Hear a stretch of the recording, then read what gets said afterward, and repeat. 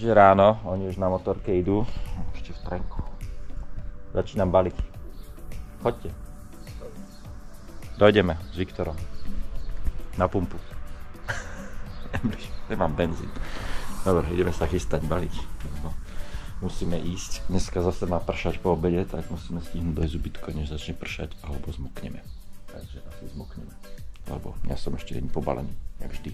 Všetci na mňa čakajú. Dobré ránko, chlapci! Ahoj, jak si sa vyspal, Latuši? Tak som sa vyspal, že strunová posteľ, vanku som nemal pod hlavou a začala ma boleť sánka. Sánka? Ale máme tu medika tiež, ďalšieho. Tabletky, všetko máme. Celá lekárenka toto. Keď mu dojde zle, tak Viktor má tabletky. A keď sa niekto poškodí, tak Bandy má náplasti a všelijaké ošetrovacie. Áno. Či si maže ucho?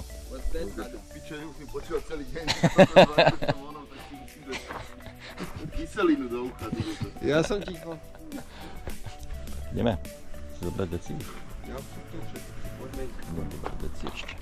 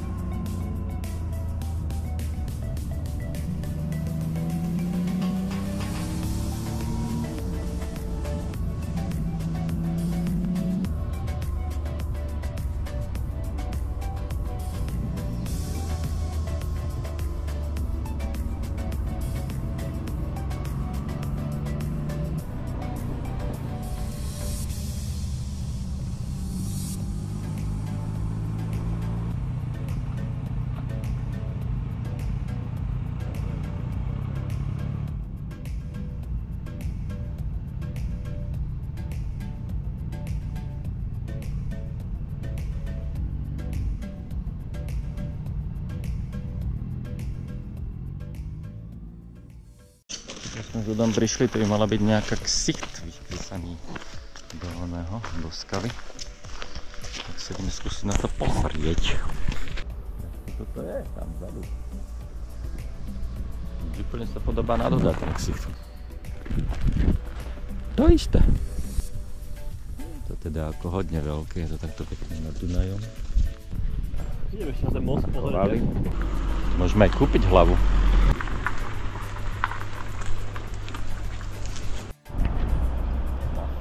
Stánkov plno, samozrejme langoše musia byť. Čo dáme na raňajky langoše? A tu vidíme ten ksich toho Decebalusa. Áno. Musím pozrieť zo všetkých strán. Vidíte, jak je obrovský? Jaký je pekný. Ja to neviem, ale... Ešte nejdeme na loď, budeme sa lodiť. Asi nejdeme na loď. Tak, tu máme toho Decebalusa. A ešte je to dosť veľké, a nevedia, jak je to veľké. Viktor by tam mal vyliezť a položiť tam banán, aby sme mali banana to scale. Scale, áno. Tak sme videli aj Decibelusa. Čo to je zač? Tam vidíte porovnať s loďkou, že to je dosť veľké. Asi sa musíme pohnúť ďalej, lebo nás naháňa jeden mrak pršiaci. Keď nás dobehne, tak pôjdeme celú dobu v daždi, čo nechceme asi moc. Ale musíme sa rozhodnúť, ktorou cestou ísť, lebo je niekoľko ciest. Ja neviem, kde, a není tu signál a nedá sa pozrieť internet, takže nevieme, čo presne robí počasie.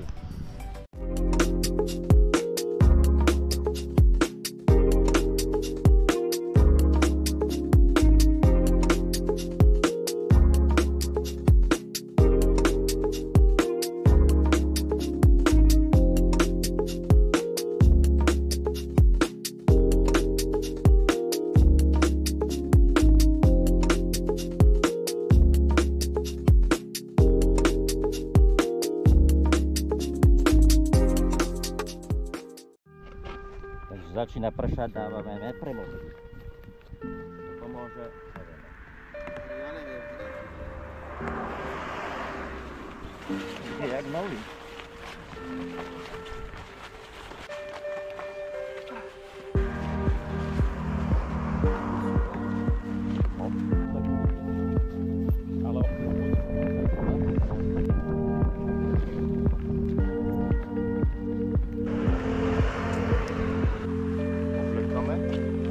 Keď prší, tak prší.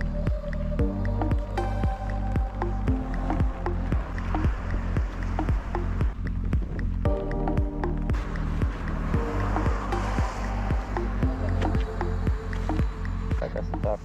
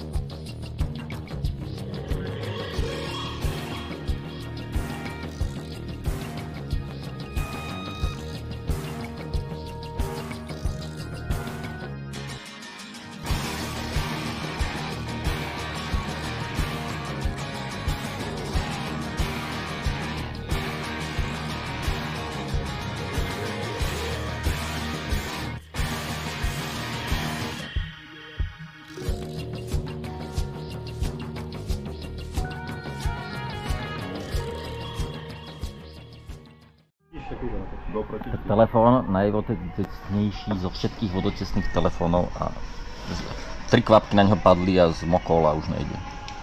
Najvodotesnejší zo všetkých vodotesných telefónov. Len pozri sa, čo robí. Máš si ho dať do Tak Bandy má IKEA vodotesnejší sáčku, Samsung takto potom. zip sáčku IKEA. Ja som ho mal vo vrte. Lebo ty nemáš navigáciu. Tak asi tak. Nemám Takže som asi skončil. No vieš čo, nekúpiš, a keď začne pršať, nevne ten tankvár do kufra. Presne. Tak neviem, či som neprišiel o telefón. Ty ho máš v kufri? Ja mám do kufry. Keľu. A ja ho.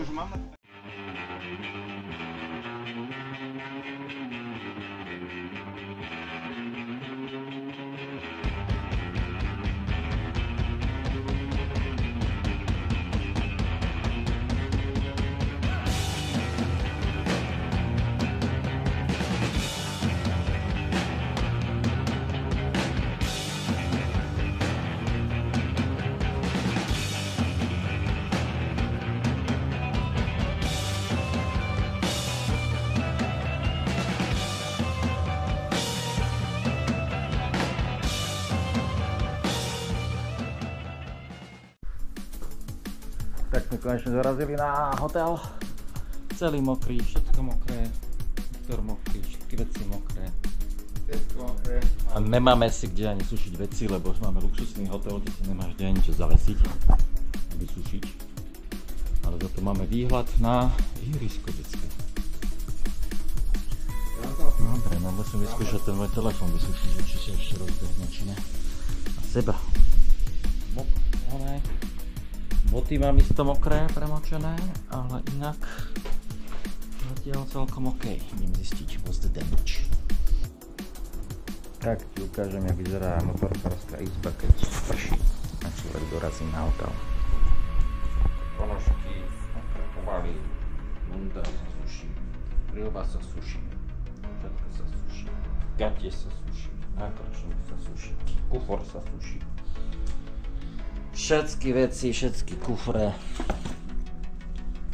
nepremoky, jedna bunda, druhá bunda, tam sa sušia veci, tu sa sušia veci, tam vonku prší, výhľad, veci sušíme, mokré von, všetko mokré, takže asi tak, a to ešte ukážem, že vonom kúpeľne suším ja, tu tu si suším telefón. Chvíľami ide, chvíľami nejde, no tak dúfam, že bude fungovať, uvidíme. A takto treba zobrať fén.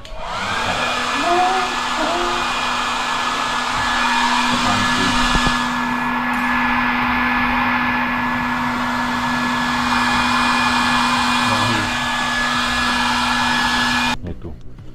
Inak ako keby bolo pekne. Tak takáto pekná ona tu je, palmičky. Bazén na streche, všetko tu je. Lenže musí byť minus 40 stupňov a pršať. Bohaj s tým. Tak, a ty sa vybereš s kamarátmi potom večer. Veko nemá telefón, tak mám GoPro aspoň. Tak som chcel ukázať, že jak sú všetci na telefónoch. Že to je jak... Striháme videa. Ja nemám telefon v ruke. Áno, to je jediný tuto alkoholik. Ja venujem jedine dodržovaniu hydratačného.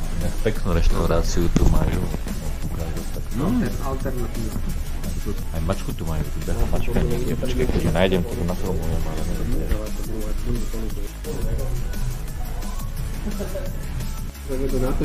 keďže už sme boli skoro pri mori, teda pri Dunaji, a teraz sme odišli od Dunaja, tak som si musel dať akože morské potvory, takéto špagetky. Ale chalani si objednali jedlo pred pol hodinu predo mnou a ešte polievku. A nedostali polievku a to máme niečo v klobuku naviaté. Inak, my sme doteraz sme sedeli v reštaurácii a chalani vymysleli, že čo keby sme išli do reštiky. A teraz ideme cez celé mesto, aby sme došli do reštiky. Ale pozri sa, tu je miestny úrad. Aj zo sochou, pozri sa. A však to je ten oný, dneska sme ho videli. Jak sa volá? Dolce Gabbana. No, asi som ešte nespomenul, že nachádzame sa v mestečku alebo dedinke, ktoré sa volá, ako sa to volá? Noviči? Nováci. Schody do neba, hen. Nováci a hentam, tu majú takéto budovku a tuto a hentam vzadu majú.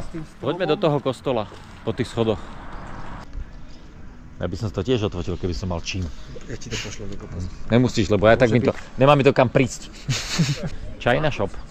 Poďme do China shopu, poďme si kúpiť, kúpime si nudle. Kúpime si labubu. Tak sme si vyrazili do miestneho lokálneho baru. Tu je pumpa a tu je toto ten podnik. A tomu ver, to je pumpa s podnikom. Neviem, čo si máme dať, lebo čo si dáme? Coca-Colu. S juicikom. Vyzerám lepšie. Toto nám objednal Dodo, že to bude najlepšie, že z toho sa opijeme. Ale v rubu nevie, čo to je. Ešte aj tu máš nealko. Tak si to dajme. Na zdravie. Už zase šlapeme naspäť. Tam vzadu, niekde úplne vzadu, tam sú hory, cez ktoré pôjdeme zajtra. Zajtra sa chystáme na cestu, ktorá sa volá Transalpina. No, jak to zvládame dneska? Ale dobre, všetko ide. Pán Dýcho ide? Ide. S Viktorom? Výborne. So mnou? Výborne. Tak to som rád.